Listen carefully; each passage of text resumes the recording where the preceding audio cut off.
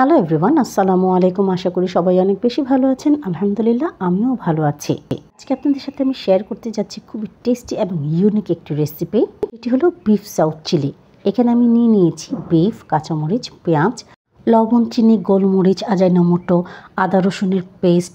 প্রথমে একটি কড়াইতে আমি দিয়ে দিচ্ছি অল্প পরিমাণে তেল। তার মধ্যে আমি দিয়ে দিচ্ছি গরুর মাংস বা বিফ।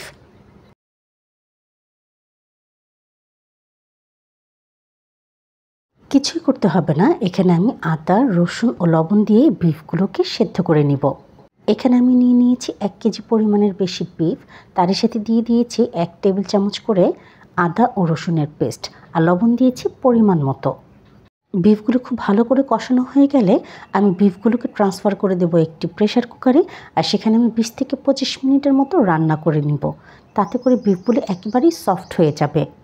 আপনারা চাইলে এই বিফ কারিটি বোনলেস বিফেও করতে পারেন। আমি এখানে উইথ বোন করেছি, কিন্তু মেনলি এই প্রিপারেশনটা হয় বোনলেস বিফে। দিয়ে দিচ্ছি আমি পরিমাণ মতো লবণ।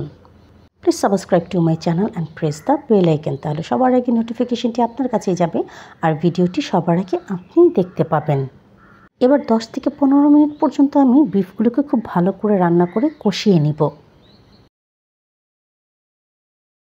আমার বিফগুলো যেহেতু খুব ভালো করে এখানে কষানো হয়ে গিয়েছিল, আমি একটি প্রেশার কুকারে ট্রান্সফার করে দিয়েছিলাম। তারপর আমি এখানে রান্না করে নিয়েছি 20 থেকে 25 মিনিট পর্যন্ত।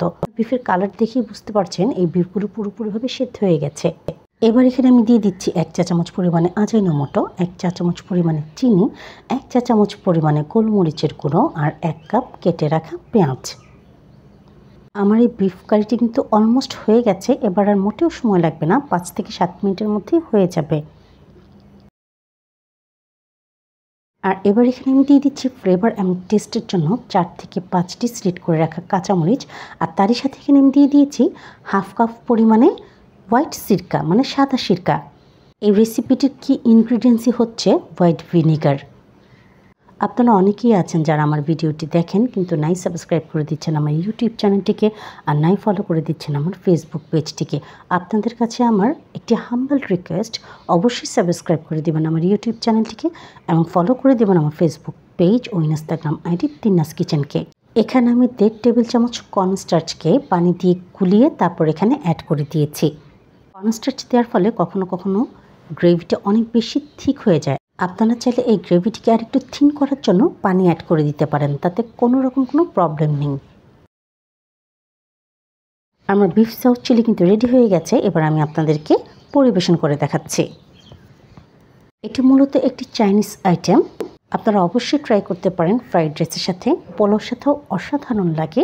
চাইলে আপনারা রুটি বা পরোটার সাথেও খেয়ে দেখতে পারেন। যদি আপনাদের আমার ভিডিওটি ভালো লেগে থাকে তাহলে অবশ্যই সাবস্ক্রাইব করে দেবেন আমার ইউটিউব চ্যানেলটিকে, ফলো করে দেবেন আমার ফেসবুক পেজ ও ইনস্টাগ্রাম আইডি তিন্নাস কিচেনকে। সবাইকে আন্তরিকভাবে ধন্যবাদ। ইনশাআল্লাহ দেখা হবে নতুন কোনো ভিডিওর সাথে। আল্লাহ হাফেজ।